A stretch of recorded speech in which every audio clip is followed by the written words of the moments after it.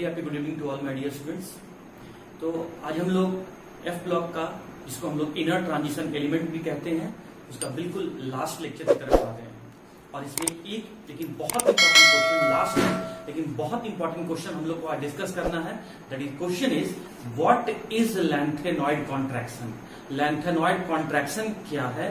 What are the causes of lanthanoid contraction.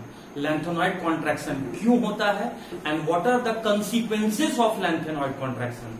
Lanthanoid contraction होने पर periodic table में रखे गए एलिमेंट्स पर क्या इफेक्ट होता है और क्या प्रभाव पड़ता है। तो इन तीन क्वेश्चन को आज हम लोग डिस्कस करने वाले हैं। ये तीनों क्वेश्चन मिला के आपका एक क्वेश्चन बनता है आपके जैक बोर्ड एग्जाम में, which will contain 5 marks question. Okay student, तो आज का हम लोग का पहला टॉपिक है what is lanthanoid contraction. Lanthanoid contraction या लैंथेनॉइड कॉन्ट्रैक्शन क्या होता है। तो सुनो, पहले सबसे पहले तो हम लोग ये समझते हैं कि लैंथेनॉइड क्या होता है। ये बात तो आप लोग समझ ही गए होंगे कि एफ ब्लॉक के एलिमेंट्स जिनका एटॉमिक नंबर 58 से 71 तक होता है और पीरियोडिक टेबल के 6th पीरियड में लेकिन 3rd ग्रुप में रहते हैं, तो वैसे एफ ब्लॉक के ही एलिमेंट्स को हम लोग लैंथेनॉइड कहते हैं। फिर बात आ जाएगा स्टूडेंट, कॉन्ट्रैक्शन क्या होता है। तो छोड़िए केमिस्ट्री की बात छोड़िए, मैं जनरल आपसे पूछता हूं कि कॉन्ट्रैक्शन का मतलब क्या होता है। कॉन्ट्रैक्शन का मतलब होता है श्रिंक होना, सिकुड़ना या छोटा हो जाना। तो आज हम लोग लैंथेनॉइड का श्रिंकेज देखेंगे, लैंथेनॉइड का सिकुड़ना देखेंगे, लैंथेनॉइड में किसी प्रॉपर्टी का छोटा होना देखेंगे। और सबसे पहली बात आप याद रखो कि अगर लैंथेनॉइड कॉन्ट्रैक्शन की बात की जा रही है तो इसका मतलब हम लोग एटॉमिक रेडियस या फिर आयनिक रेडियस, मतलब एटॉमिक साइज या फिर आयनिक साइज के बारे में बात कर रहे हैं। लैंथेनाइड्स के एटॉमिक साइज या लैंथेनाइड्स के आयनिक साइज को बताने वाला फेनोमेनन को ही हम लोग लैंथेनॉइड कॉन्ट्रैक्शन कहते हैं। ये मैंने आपको स्टूडेंट रफ में बता दिया। अब चलो, आप अगर लैंथेनॉइड समझते हो तो लैंथेनॉइड कॉन्ट्रैक्शन भी समझ लेना। एटॉमिक नंबर 58 to 71 और कॉन्ट्रैक्शन की बात किया जा रहा है, इसका मतलब हमसे एटॉमिक साइज या फिर आयनिक साइज पूछा जा रहा है। तो स्टूडेंट देखिए, यहां मैंने एक टेबुलर फॉर्म में, एक चार्ट के फॉर्म में, एक डाटा के फॉर्म में मैंने सभी लैंथेनॉइड्स को लिख दिया है। सीरियम से लेकर ल्यूटेशियम तक मैंने लिखा है, एटॉमिक नंबर 58 से मैंने एटॉमिक नंबर 71 तक लिखा है। और ट्रिक के फॉर्म में मैं आपको याद करवा चुका हूं, सीने पर नदियां प्रेम की समाई, यूं ही गदगद तब दिल हुआ, अरे तुम यहां भी लुट गए। और स्टूडेंट अगर आप देखेंगे तो मैं यहां पर जो लैंथेनॉइड्स हैं वो आयनिक फॉर्म में लिखे गए हैं, न्यूट्रल फॉर्म नहीं है। उसके ऊपर चार्ज लिखा हुआ है, उसके ऊपर आयंस लिखा हुआ है। तो आप देख सकते हैं जितने भी लैंथेनॉइड्स यहां पर लिखे गए हैं वो सब आयनिक फॉर्म में लिखे गए हैं। और हर लैंथेनॉइड के नीचे मैंने उनका आयनिक साइज लिखा हुआ है in picometer. The PM indicates picometer. और ये जो वैल्यू दिख रहा है, ये जो न्यूमेरिकल वैल्यू आपको दिख रहा है, ये इसके साइज को बता रहा है, आयनिक साइज को बता रहा है। सीरियम 3+ में, सीरियम ट्राइवैलेंट में आयनिक साइज होता है 103 picometer, 103 picometer, 101 picometer, 99 picometer, 98 picometer, 96 picometer. तो जब डाटा पे आप फोकस करें, ये जो मैंने डाटा आपके सामने लिखा है, एग्जैक्ट डाटा जो लिखा है, उस डाटा पे फोकस करें। और आप क्या देख रहे हैं, जैसे जैसे हम सीरियम से ल्यूटेशियम की तरफ मूव करते जा रहे हैं, आयनिक रेडियस घटते चला जा रहा है। जैसे जैसे हम लेफ्ट टू राइट मूव कर रहे हैं, आयनिक रेडियस घटते चला जा रहा है। या फिर हम कह सकते हैं जैसे जैसे एटॉमिक नंबर बढ़ रहा है वैसे वैसे आयनिक रेडियस या एटॉमिक साइज घटते चला जा रहा है। स्टूडेंट मेरी बातों पे गौर करो जो मैं कह रहा हूं। जैसे जैसे हम लोग लेफ्ट टू राइट मूव कर रहे हैं, आयनिक साइज या एटॉमिक साइज घटते चला जा रहा है। जैसे जैसे हम सीरियम से ल्यूटेशियम की तरफ मूव कर रहे हैं, आयनिक साइज या एटॉमिक साइज घटते चला जा रहा है। या जैसे जैसे एटॉमिक नंबर बढ़ रहा है, पॉइंट टू बी नोटेड, ध्यान देना, जैसे जैसे एटॉमिक नंबर बढ़ रहा है वैसे वैसे एटॉमिक साइज घटते चला जा रहा है। तो एटॉमिक नंबर के बढ़ने से एटॉमिक साइज का घट जाना, इसी प्रोसेस और इसी फेनोमेनन को लैंथेनाइड्स के लिए लैंथेनाइड कॉन्ट्रैक्शन कहते हैं। मैं फिर से रिपीट कर रहा हूं, अपने डेफिनेशन में 3 बातों को लिखना कि जैसे जैसे सीरियम से ल्यूटेशियम की तरफ मूव करते हैं, या फिर जैसे लैंथेनाइड सीरीज में जैसे जैसे हम लेफ्ट टू राइट मूव करते हैं, या फिर जैसे जैसे लैंथेनाइड्स में एटॉमिक नंबर बढ़ते चला जाता है, लैंथेनाइड का एटॉमिक साइज घटते चला जाता है। कंक्लूसिव पॉइंट पे अब बात करो, लैंथेनाइड के एटॉमिक नंबर के बढ़ने से, लैंथेनाइड के एटॉमिक नंबर के बढ़ने से लैंथेनाइड का एटॉमिक या आयनिक साइज का घट जाना, now this process is known as the lanthanide contraction. और डाटा अगर आपको याद हो सके तो डाटा भी आप अपने एग्जाम में बिल्कुल लिखेंगे। और कंक्लूसिव पॉइंट मैंने आपको यहीं पर यहां से बता दिया कि लैंथेनाइड के एटॉमिक नंबर इंक्रीज करने से लैंथेनाइड का एटॉमिक साइज डिक्रीज करते चला जाता है। स्टूडेंट, अपने नोट्स को इंफॉर्मेटिव बनाने के लिए, अट्रैक्टिव बनाने के लिए आप रिएक्शन ग्राफ वगैरह यूज कर सकते हैं। जैसे डेफिनेशन तो हर स्टूडेंट लिखेगा, वो आप भी लिख सकते हो, चाहो तो आप डाटा लिख सकते हो अपने नोट्स को और अट्रैक्टिव बनाने के लिए, और साथ ही साथ आप चाहो तो ग्राफ भी प्लॉट करके दिखा सकते हो। ग्राफ प्लॉट करने के लिए मैं यहाँ पर 2 एक्सिस लिया। वाई एक्सिस में मैंने लैंथेनाइड का आयनिक रेडियस में लिया, लेकिन पिकोमीटर में, और एक्स एक्सिस पर मैंने लैंथेनाइड का एटॉमिक नंबर ले लिया। इसमें जो एक्स एक्सिस आपको दिख रहा है वहां देखिए मैंने 58 लिखा है, यहाँ 71 लिखा है, मतलब ये एक्स एक्सिस इंडिकेट कर रहा है कि लेफ्ट से राइट जाने पर एटॉमिक नंबर बढ़ने वाला है। और ये आपका वाई एक्सिस इंडिकेट कर रहा है कि जैसे जैसे हम बॉटम से टॉप की तरफ जाएंगे तो ये आयनिक रेडियस इंक्रीज करते जा रहा है।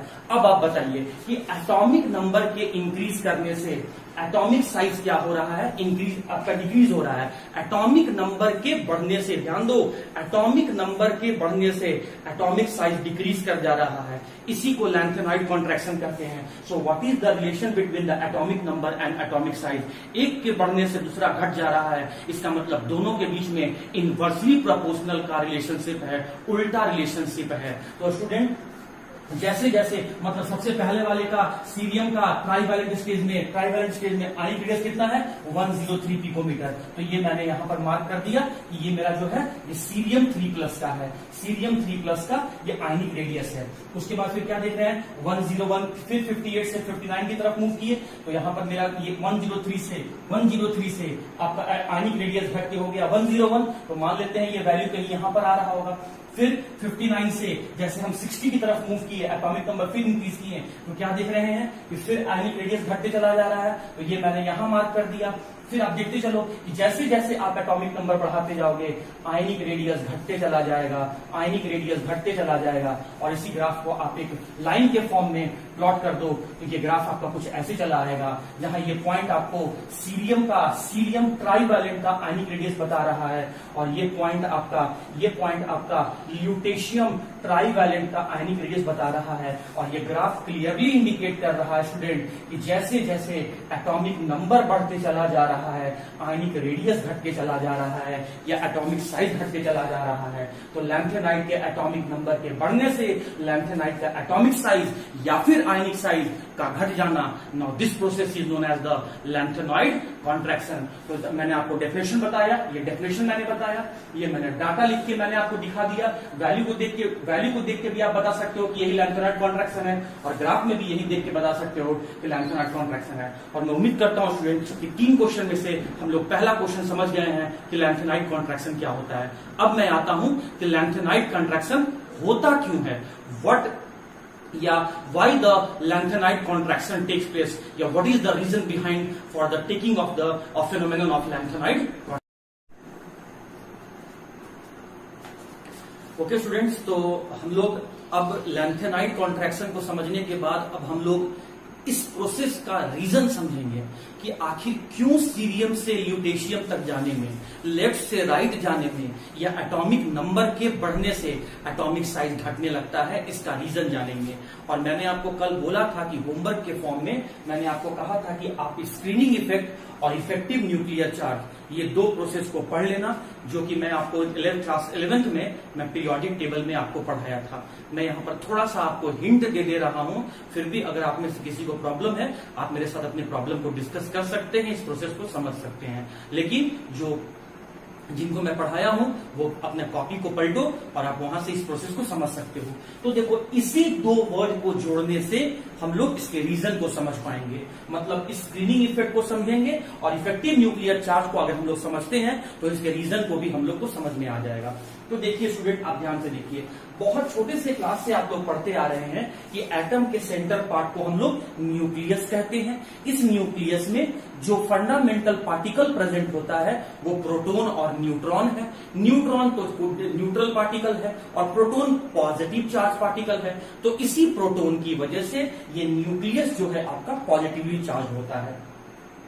इस न्यूक्लियस के बाहर जो सर्कुलर पाथ आप देख रहे हैं, इस सर्कुलर पाथ को हम लोग सेल या ऑर्बिट कहते हैं। चलिए मान लेते हैं कि ये वाला सेल आपका 4th सेल है, ये वाला सेल आपका 5th सेल है और ये वाला सेल आपका 6th सेल है। सिंस 4, 5th और 6th में से सबसे बिगर वैल्यू, लार्जर वैल्यू आपका 6 है, इसीलिए हम लोग ये क्लियर कट इंडिकेट कर सकते हैं, समझ सकते हैं कि 6th shell is the valence shell और द आउटर मोस्ट सेल।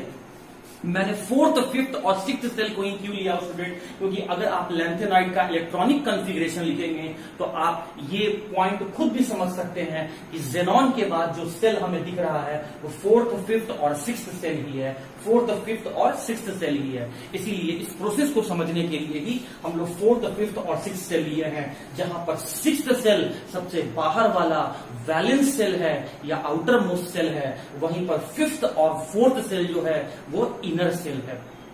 तो समझिए बात को होता क्या है।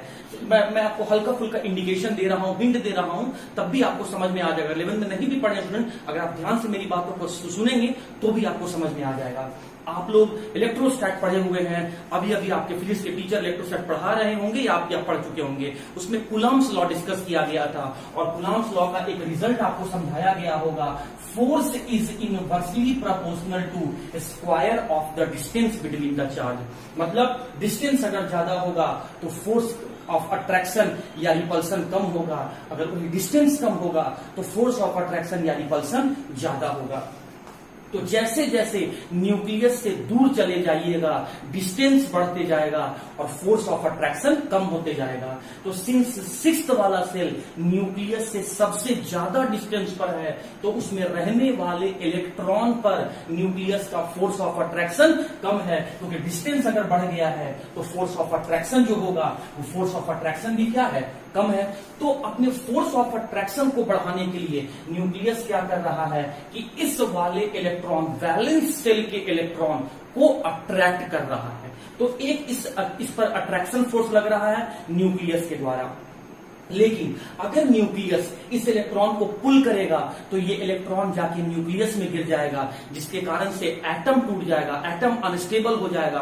और जब एटम अनस्टेबल हो जाएगा और एग्जिस्ट नहीं करेगा तो कंपाउंड मॉलिक्यूल या इस यूनिवर्स का कोई भी मैटर, चाहे वो प्लांट्स हो, एनिमल्स हो, ह्यूमन बींग्स हो, वो एग्जिस्ट नहीं करेगा। तो एटम को स्टेबलाइज रखने के लिए, इस इलेक्ट्रॉन को इस न्यूक्लियस में गिरने से बचने के लिए या बचाने के लिए अंदर में रहने वाला इलेक्ट्रॉन जो है उस बाहर वाले इलेक्ट्रॉन को रिपेल करना शुरू कर देता है, स्क्रीन करना शुरू कर देता है या सील्ड करना शुरू कर देता है। तो अंदर में रहने वाले इलेक्ट्रॉन के द्वारा एक अकेला बाहर वाला लास्ट इलेक्ट्रॉन या डिफरेंशिएटिंग इलेक्ट्रॉन, मैं ये नहीं कह रहा हूं स्टूडेंट कि वैलेंस सेल का सभी इलेक्ट्रॉन लेना है, नहीं, उस एटम में जो सबसे आखिरी वाला इलेक्ट्रॉन होगा उस लास्ट इलेक्ट्रॉन के बारे में बोल रहा हूं, उस डिफरेंशिएटिंग इलेक्ट्रॉन के बारे में बोल रहा हूं।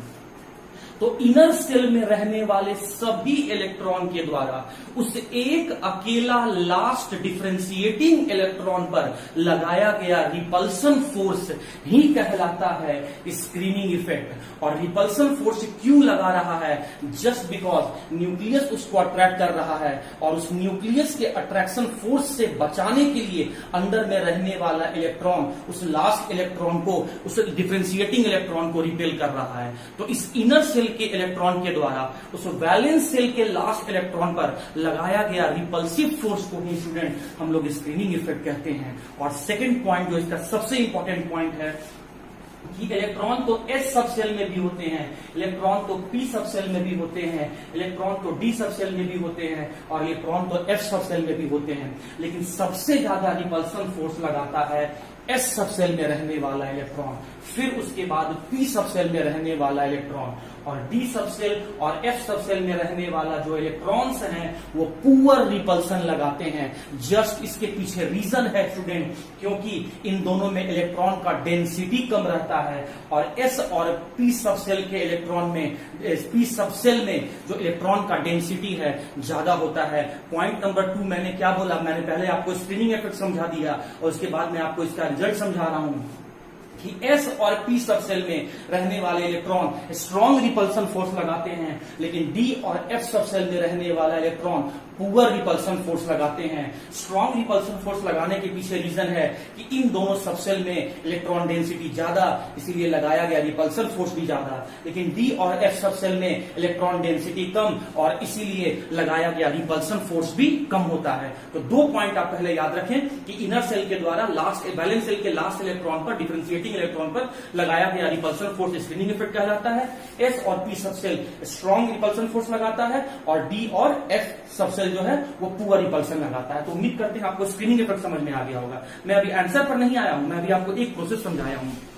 अच्छा, ये जो इफेक्टिव न्यूक्लियर चार्ज है ये आपका बताता है नेट फोर्स। तो अब जरा देखें स्टूडेंट, तो इस एक इलेक्ट्रॉन पर 2 तरह का फोर्स लगने लगा। इसको एक आपका न्यूक्लियस अपनी तरफ अट्रैक्ट कर रहा है और इस न्यूक्लियस के अट्रैक्शन फोर्स से बचाने के लिए ये अंदर में रहने वाला सब इलेक्ट्रॉन इसको बाहर की तरफ एक रिपल्सन फोर्स लगा रहा है। तो इस एक इलेक्ट्रॉन पे 2 तरह का फोर्स काम करने लगा, एक बाहर की तरफ रिपल्सन फोर्स और एक अंदर की तरफ अट्रैक्शन फोर्स।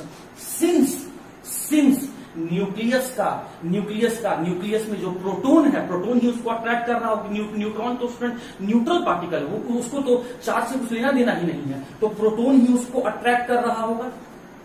तो आप जानते हैं कि जो प्रोटॉन का मास होता है वो इलेक्ट्रॉन के मास से 1840 टाइम्स ज्यादा होता है, इसीलिए प्रोटॉन के द्वारा लगाया गया अट्रैक्शन फोर्स थोड़ा सा ज्यादा होता है। तो इसका मतलब आप देखिए, अगर मैं इस इलेक्ट्रॉन पर बात करूं तो 2 फोर्स लग रहा है, एक अंदर की तरफ और एक बाहर की तरफ, और दोनों फोर्स जो है अपोजिट डायरेक्शन में काम कर रहा है। तो हम लोग यहां पर इस एक इलेक्ट्रॉन पर नेट फोर्स निकालेंगे।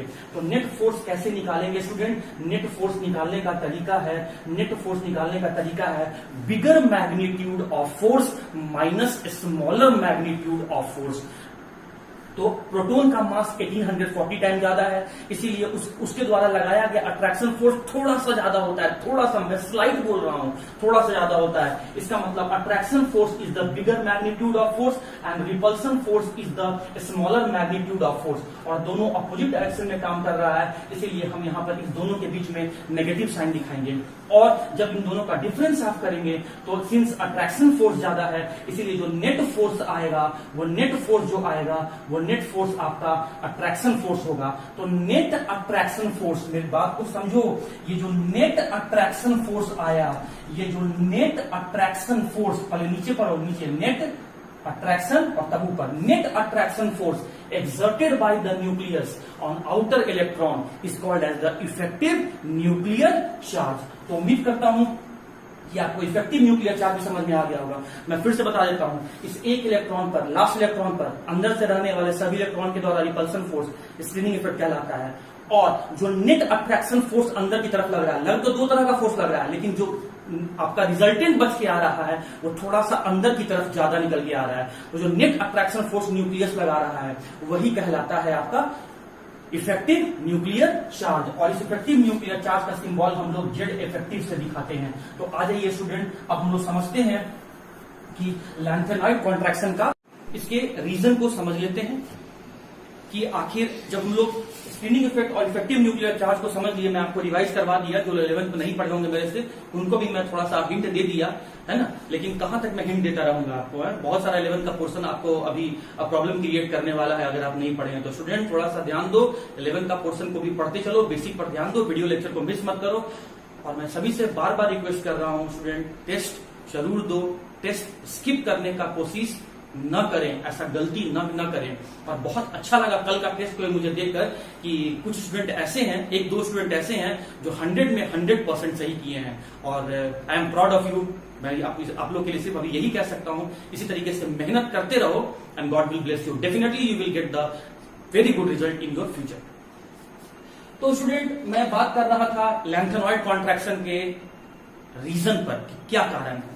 तो अभी अभी मैंने आपको कहा था कि डी और एफ सबसेल के जो इलेक्ट्रॉन है, डी और एफ सबसेल में जो इलेक्ट्रॉन है वो पुअर रिपल्सन लगाते हैं, ठीक है। और रिपल्सन जितना पुअर होगा अट्रैक्शन उतना ज्यादा होगा। जैसे मान लो स्टूडेंट, इसी एक पेन के ऊपर मैं एक अट्रैक्शन फोर्स लगा रहा हूं और एक रिपल्सन फोर्स लगा रहा हूं, दोनों लगा रहा हूं, तो रिपल्सन फोर्स जितना कम होगा अट्रैक्शन फोर्स उतना ज्यादा बढ़ जाएगा। आप उधर से खींचो, आप राइट से खींचो और मैं लेफ्ट से खींच रहा हूं, आप जितना कम फोर्स लगाओगे मेरा फोर्स उतना ज्यादा बढ़ जाएगा। वही बात है, अंदर में रहने वाला इलेक्ट्रॉन सब जितना कम रिपल्सन फोर्स लगाएगा अट्रैक्शन फोर्स उतना ही ज्यादा बढ़ जाएगा, नेट अट्रैक्शन फोर्स उतना ही ज्यादा बढ़ जाएगा। तो वही बात है, देखो लैंथेनाइड में क्या होता है।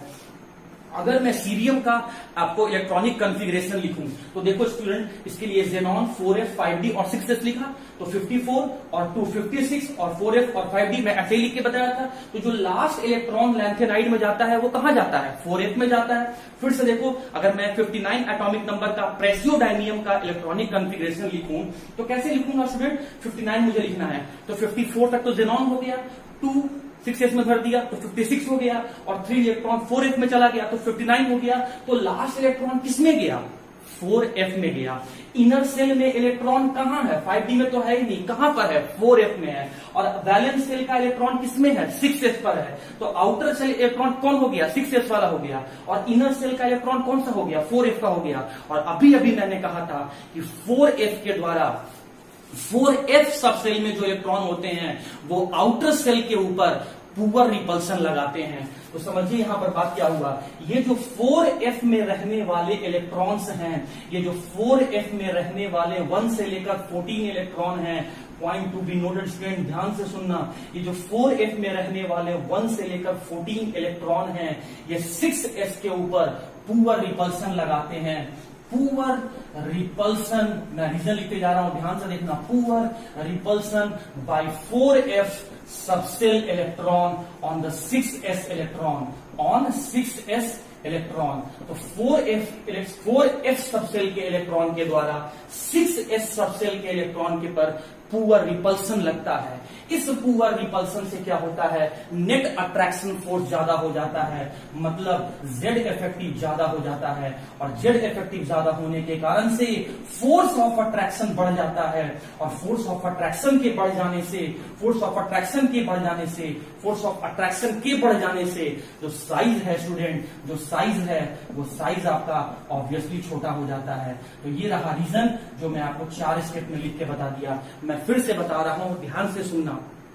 देखो, अगर मैं कह रहा हूं कि इस एक पेन के ऊपर 2 डिफरेंट डायरेक्शन में 2 डिफरेंट मैग्नीट्यूड का फोर्स लग रहा है, एक फोर्स मैं लेफ्ट में लगा रहा हूं और एक फोर्स मैं राइट में लगा रहा हूं, तो दोनों अपोजिट डायरेक्शन में फोर्स लग रहा है। अब अगर राइट डायरेक्शन में लगाया गया फोर्स अगर कम है तो ऑब्वियस सी बात है स्टूडेंट कि लेफ्ट साइड में लगाया गया अट्रैक्शन फोर्स ज्यादा हो जाएगा। ये बात तो आप समझ रहे हैं, यही बात को आप यहां पर अप्लाई करो। आप जानते हैं कि 4f सबसेल के द्वारा आउटर सेल 6s वाले के ऊपर पुअर रिपल्सन लगता है। तो देखो मैं क्या लिखा, poor repulsion by the force f subshell electron on the 6s electron. 4f subshell के इलेक्ट्रॉन के द्वारा 6s सबसेल के इलेक्ट्रॉन के ऊपर पुअर रिपल्सन लगता है। इस पुअर रिपल्सन के लगने के कारण से नेट अट्रैक्शन फोर्स न्यूक्लियस का बढ़ जाता है, मतलब जेड इफेक्टिव बढ़ जाता है। इसी को तो कहते हैं नेट अट्रैक्शन फोर्स।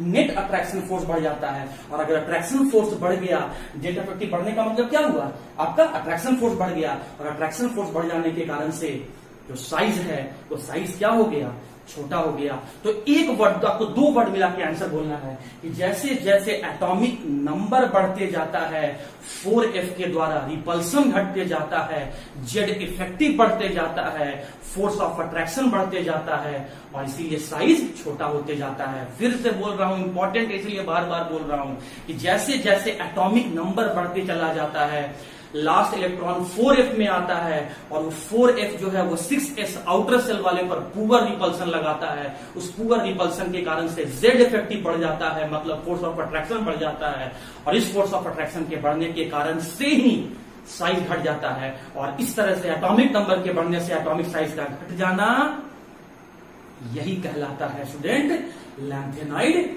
कॉन्ट्रैक्शन। तो उम्मीद करता हूं आपको रीजन भी समझ में आ गया होगा। स्टूडेंट अब मैं आता हूं इसका कंसीक्वेंसेस ऑफ लैंथेनॉइड कॉन्ट्रैक्शन, कि लैंथेनॉइड कॉन्ट्रैक्शन का क्या इफेक्ट होता है, क्या रिजल्ट। तो 3 क्वेश्चंस में से मैं 2 क्वेश्चन का आंसर दे दिया। मैं सबसे पहले आपको ये बताया कि लैंथेनॉइड कॉन्ट्रैक्शन क्या होता है, और सेकंड क्वेश्चन में आपसे ये डिस्कस कर लिया कि लैंथेनॉइड कॉन्ट्रैक्शन का रीजन क्या है। और अब मैं थर्ड में आ रहा हूं कि लैंथेनॉइड कॉन्ट्रैक्शन का कंसीक्वेंस क्या होता है, रिजल्ट क्या होता है, प्रभाव क्या होता है, असर क्या होता है। तो आइए स्टूडेंट, यही लिखा हुआ है टॉपिक कंसीक्वेंसेस या रिजल्ट ऑफ लैंथेनॉइड कॉन्ट्रैक्शन। और लैंथेनॉइड कॉन्ट्रैक्शन में पहले तो आप ये बात समझ गए स्टूडेंट कि जैसे जैसे एटॉमिक नंबर बढ़ते जाता है एटॉमिक साइज या आयनिक साइज घटते चला जाता है। इसीलिए मैं साइज घटते चला जा रहा है, आयनिक साइज या एटॉमिक साइज घटते चला जा रहा है, इसीलिए मैं बबल जो यहाँ सर्कल बनाया हूं वो छोटा करते चला गया हूं। ठीक है, अब देखो सबसे पहला पॉइंट कि आप ये बात तो जानते हैं स्टूडेंट, लैंथेनाइड्स अगर आप शुरू से पढ़ रहे हैं तो आप ये बात जानते हैं कि मान लो ये रफ में मैं पीरियोडिक टेबल बनाया हूं और ये मैं यहाँ पर 6th पीरियड और 7th पीरियड दिखाया हूं, और ये यहाँ पर मैं 3rd ग्रुप दिखाया हूं। Left block S block, right block P block, middle block B block और बॉटम ब्लॉक जो है वो आपका F ब्लॉक है। तो F ब्लॉक है कहां? पीरियोडिक टेबल के 6th पीरियड में और 3rd ग्रुप में है। तो सारे के सारे लैंथेनाइड 3rd ग्रुप में और 6th पीरियड में रख दिए गए हैं, एक ही जगह सबको समेट के रख दिया गया है। अब इससे क्या होता है, सारे लैंथेनाइड्स एक ही जगह पर हैं, तो उनको सेपरेट करना हम लोग के लिए मुश्किल हो रहा था। हम लोग लैंथेनाइड को पहचान ही नहीं पा रहे थे क्योंकि सब एक ही जगह पर इकट्ठा करके रख दिया गया था। लेकिन जैसे ही लैंथेनॉइड कॉन्ट्रैक्शन का प्रोसेस हम समझे, मतलब सबके साइज में डिफरेंस हम समझ गए, तो इस साइज के डिफरेंस का होने के कारण से अब हम एक लैंथेनॉइड को दूसरे लैंथेनॉइड से इजीली डिफरेंट कर सकते हैं या अंतर कर सकते हैं। फिर से मैं कह रहा हूं, सुनना, जब 6th पीरियड में और पीरियोडिक टेबल के 3rd ग्रुप में सभी लैंथेनाइड एक ही जगह रखे हुए थे, तो एक लैंथेनॉइड को दूसरे लैंथेनॉइड से सेपरेट करने में हमें डिफिकल्टी फील हो रहा था, दिक्कतें आ रही थी। लेकिन जब हम लैंथेनॉइड कॉन्ट्रैक्शन प्रोसेस को समझ गए, तब हमें यह मालूम चला कि एक लैंथेनॉइड दूसरे लैंथेनॉइड से एटॉमिक साइज में या आयनिक साइज में डिफरेंस है। तो इस साइज को देखकर, इस उनके साइज में डिफरेंस को देखकर अब हम एक लैंथेनॉइड को दूसरे लैंथेनॉइड से हम लोग सेपरेट कर पाए। तो पहला रिजल्ट ये आया student, separation of lanthanoids were made easier after the lanthanoid contraction. Lanthanoid contraction होने के बाद, साइज में डिफरेंस होने के बाद एक लैंथेनॉइड को दूसरे लैंथेनॉइड से इजिली सेपरेट किया जा सकता था। अब मैं आ रहा हूं इसके सेकेंड प्रॉपर्टी पर। सेकेंड प्रॉपर्टी मैं डिस्कस करने जा रहा हूं physical properties like hardness, like melting point, मैं शॉर्ट में लिखा हूं melting point, and like boiling point. अब स्टूडेंट मैं थोड़ा सा आपको फिर से इलेक्ट्रोस्टैट चैप्टर में कुलाम्स लॉ जो था, मैं उस लॉ का जो रिजल्ट है उसके बेस पर मैं आगे का प्रोसेस आपको समझा रहा हूं। उस लॉ में आप ये बात जानते होंगे कि चार्ज पार्टिकल के बीच में डिस्टेंस जितना कम होगा, फोर्स ऑफ अट्रैक्शन उतना ही। तो स्टूडेंट अब इसी बात को समझो, एटम का साइज जितना छोटा होगा उसके प्रोटॉन और इलेक्ट्रॉन के बीच में फोर्स ऑफ अट्रैक्शन उतना ही ज्यादा होगा। फिर से समझना स्टूडेंट बात को मैं क्या कह रहा हूं कि साइज जितना छोटा होगा, कर्नेल और वैलेंस इलेक्ट्रॉन के बीच में फोर्स ऑफ अट्रैक्शन उतना ज्यादा होगा। उम्मीद करता हूं कि कर्नेल आप समझते होंगे और वैलेंस इलेक्ट्रॉन समझते होंगे। अरे न्यूक्लियस और इनर सेल में रहने वाला जितना इलेक्ट्रॉन है वो सब का सब कहलाता है कर्नेल, और वैलेंस सेल का जो आउटर सेल में जो इलेक्ट्रॉन है वो आपको कहलाता है आपका वैलेंस इलेक्ट्रॉन।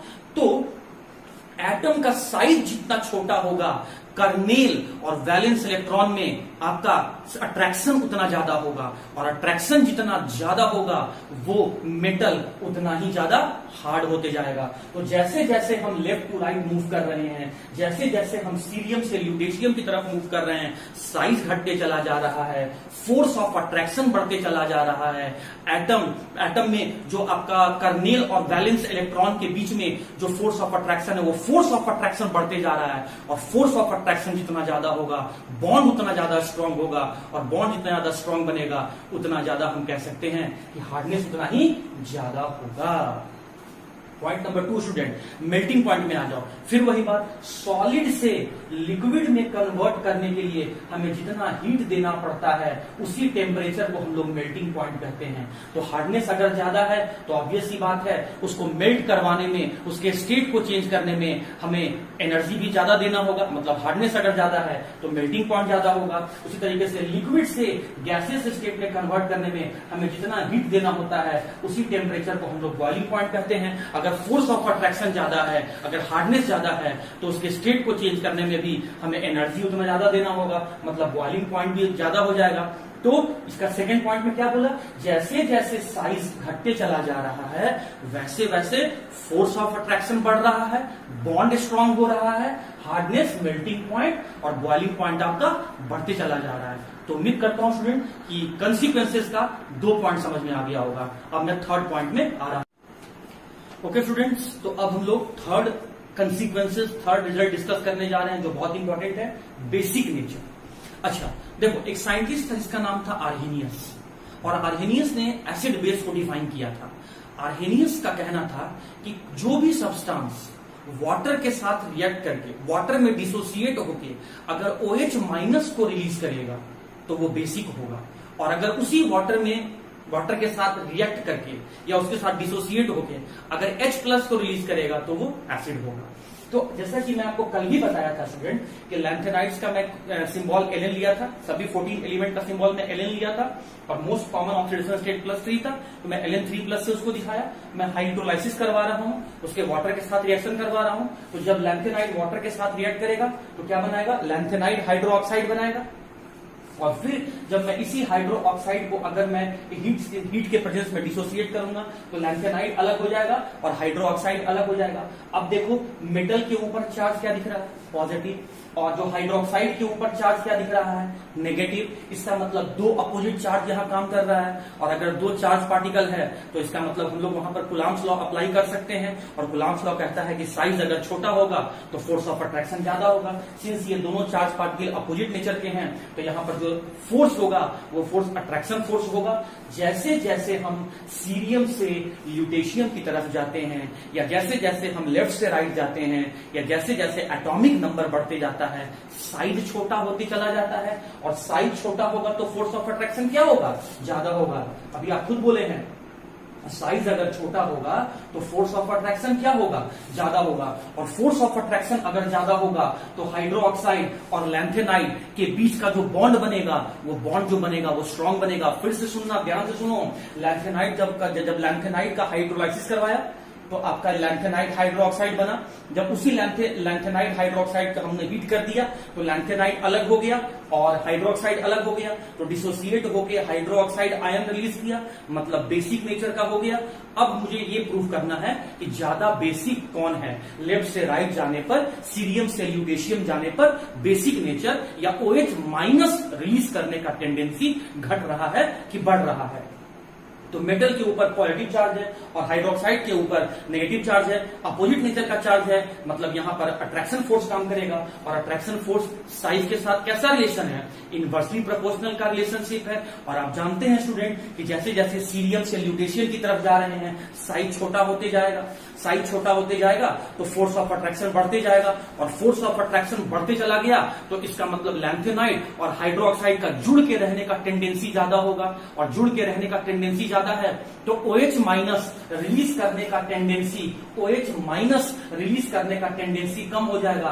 तो हम लोग कह सकते हैं कि बेसिक नेचर जो है वो बेसिक नेचर आपका घट जाएगा, या उल्टा भी कह सकते हैं स्टूडेंट कि एसिडिक नेचर जो है वो एसिडिक नेचर बढ़ते चला जाएगा। तो जैसे जैसे हम सीरियम से ल्यूटेशियम की तरफ गए बेसिक नेचर डिक्रीज करते जा रहा है, क्योंकि बेसिक नेचर डिक्रीज करते जा रहा है क्योंकि साइज डिक्रीज करते जा रहा है। साइज के डिक्रीज करने से फोर्स ऑफ अट्रैक्शन बढ़ रहा है, और फोर्स ऑफ अट्रैक्शन बढ़ने से बॉन्ड स्ट्रांग बन रहा है, डिसोसिएट होने का टेंडेंसी कम हो रहा है, हाइड्रोक्साइड आयन रिलीज होने का टेंडेंसी कम हो रहा है, और इसीलिए बेसिक नेचर कम होते जा रहा है।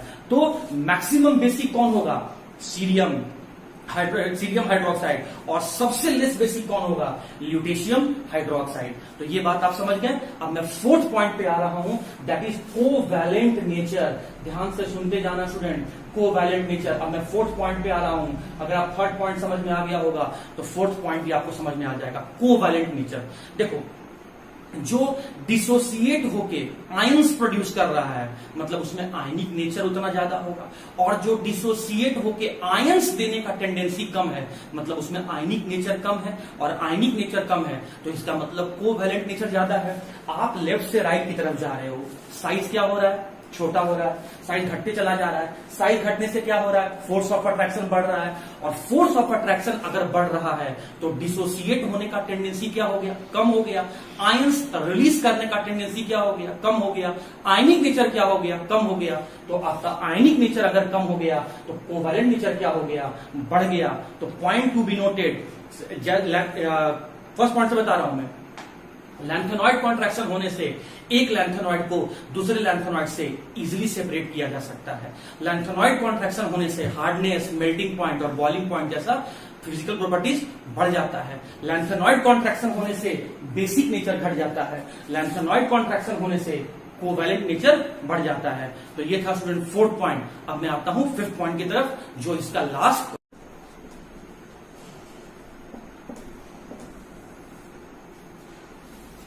ओके स्टूडेंट, तो अब मैं कंसीक्वेंसेस का, रिजल्ट का लास्ट पॉइंट में आ गया हूं। आप बड़े ध्यान से सुनना इस बात को, वरना कंफ्यूज कर जाओगे इस लास्ट पॉइंट में। एक अकेला रह गया है, ध्यान से सुनना। देखो, मैं इसके बाद, इस एफ ब्लॉक के बाद मैं कल से डी ब्लॉक स्टार्ट करूंगा, तो वहां पर इस पॉइंट को भी मैं समझाऊंगा, बट थोड़ा सा पीछे का पोर्शन आ गया है तो मुझे इसको जोड़ना होगा। ध्यान से देखो, फोर्थ पीरियड से डी ब्लॉक एलिमेंट शुरू होता है।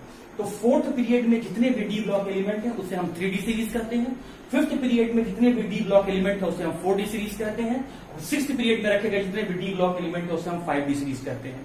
मैंने उस 10 ग्रुप में से, जो डी ब्लॉक में 10 ग्रुप है 3 से लेकर 12 में से, उसमें से रैंडमली मैं कोई एक ग्रुप उठा लिया। चलो मैं 11th ग्रुप को उठा लिया।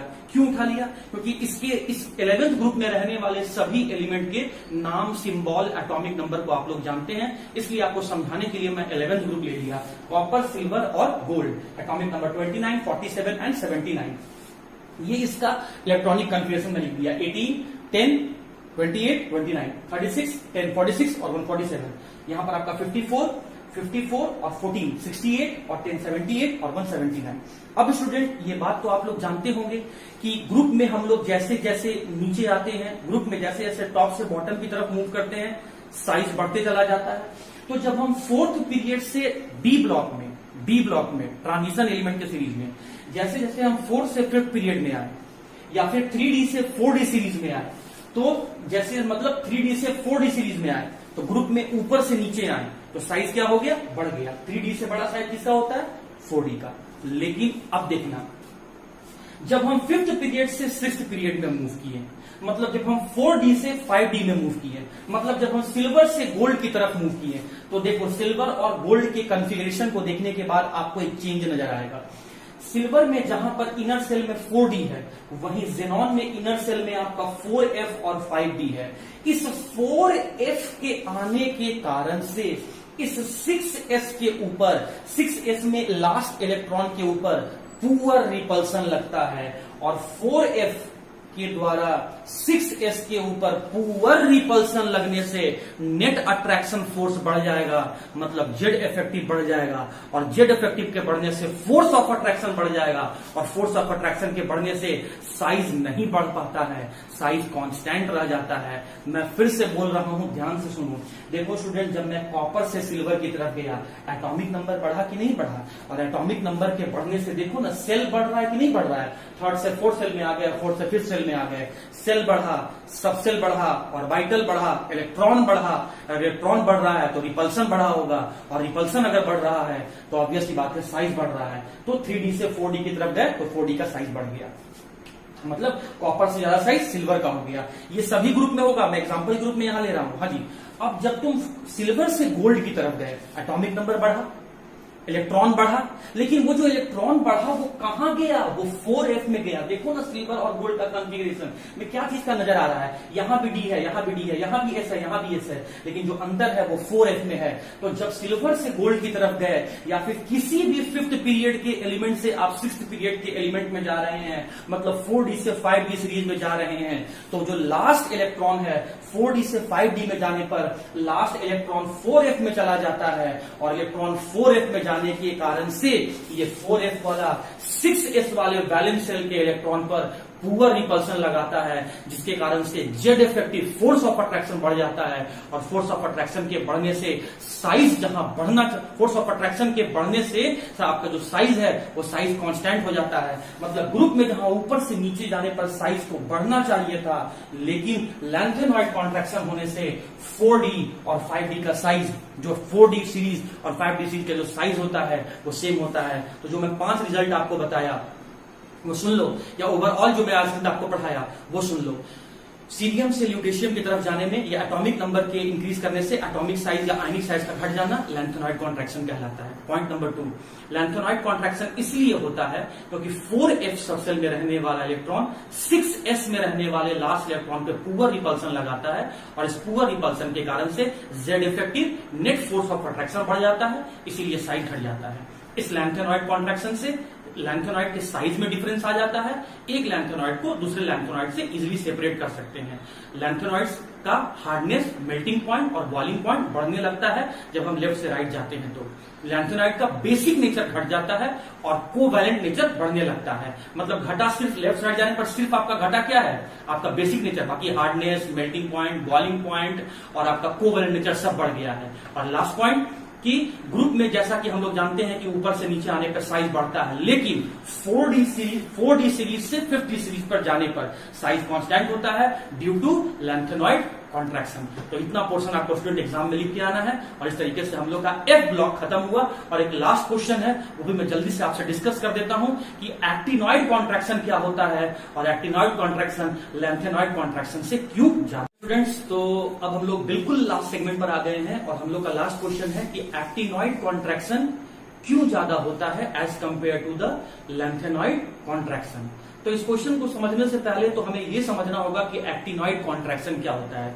तो अगर आप लैंथेनॉइड कॉन्ट्रैक्शन समझे हैं तो आप एक्टिनॉइड कॉन्ट्रैक्शन भी जानते हैं। जैसे लैंथेनॉइड कॉन्ट्रैक्शन में सीरियम से ल्यूटेशियम तक जाने में 58 से 71 एटॉमिक नंबर तक जाने में साइज घट रहा था, एग्जैक्टली वही काम एक्टिनाइड में होगा कि जैसे जैसे आप थोरियम से लॉरेंसियम की तरफ मूव करेंगे, जैसे जैसे आप एटॉमिक नंबर 90 से 103 की तरफ मूव करेंगे, साइज घटते चला जाएगा। और आपका थोरियम से लॉरेंसियन तक जाने में साइज का घटना, या 90 एटॉमिक नंबर से 103 एटॉमिक नंबर तक जाने में साइज का, एटॉमिक साइज का या आयनिक साइज का घटना, या जैसे जैसे एटॉमिक नंबर बढ़ते चला जाता है एटॉमिक या आयनिक साइज घटते चला जाता है, यही कहलाता है एक्टिनाइड्स का एक्टिनॉइड कॉन्ट्रैक्शन। और स्टूडेंट, अब मैं क्वेश्चन पे आता हूं, या पॉइंट नंबर 2 आप पहले ये समझ लो कि लैंथेनॉइड में भी जा रहे हैं तो साइज घट रहा है, लेकिन और एक्टिनॉइड में भी जा रहे हैं साइज घट रहा है।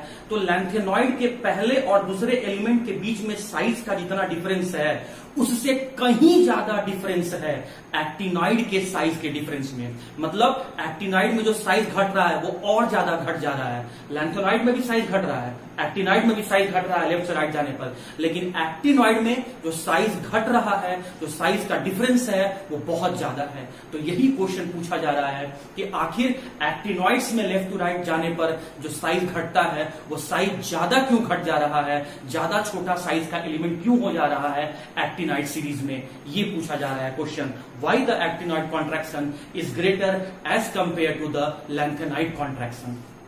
तो स्टूडेंट, मैं एक तरफ लैंथेनॉइड का एक एलिमेंट ले लिया एटॉमिक नंबर 59 और पीआर सिंबल है उसका, और उसका नाम है प्रेसियोडाइनियम।